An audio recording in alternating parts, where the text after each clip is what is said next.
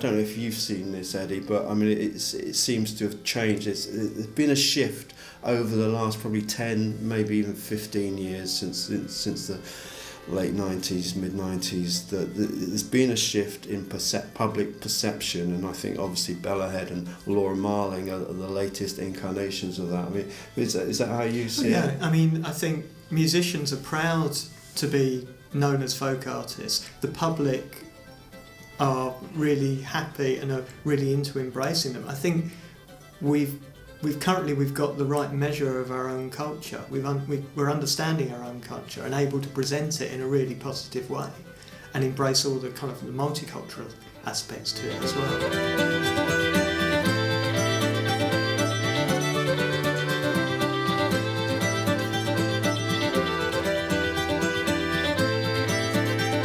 I think with a bit of hindsight, it's interesting to see how certainly the English folk scene has developed over the last 10 years.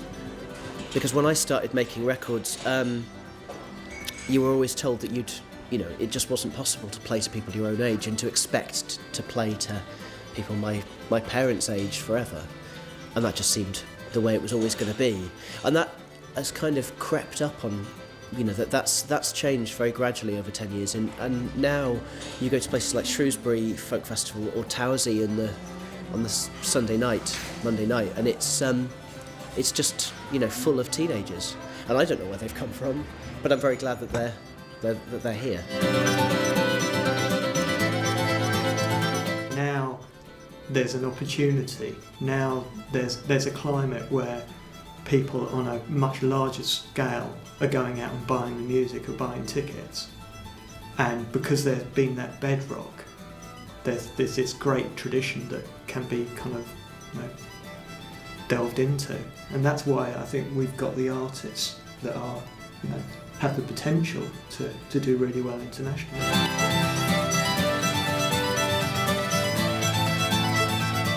There was a definite movement by certain artists, and one of them would be Eliza Carthy, to actually promote Englishness as against Celtic music, and they've actually really went out of a way to kind of fly the flag.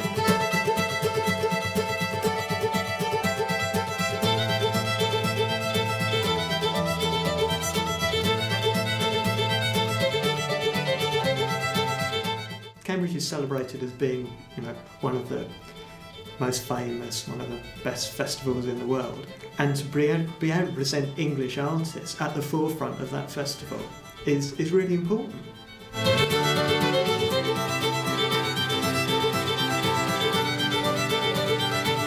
Another thing that's changed, I think, in the last 10 years is people have realised that they can just be modern English musicians rather than having to be folk musicians. I mean, I don't really want to be a folk musician in a box. I just want to represent all of the music that I've ever heard and liked. And people have come round to the idea that you can be a modern musician and still be into traditional music. It's I think people have realised that traditional music has a place in the wider music industry, but also has a place in the wider world. I think it's vibrant because people are taking things, reinterpreting them, and adding something very modern to it, a very modern sensibility to it. We're finding now that there are artists that are coming through that are genuinely attracting a young audience, and that is incredibly exciting.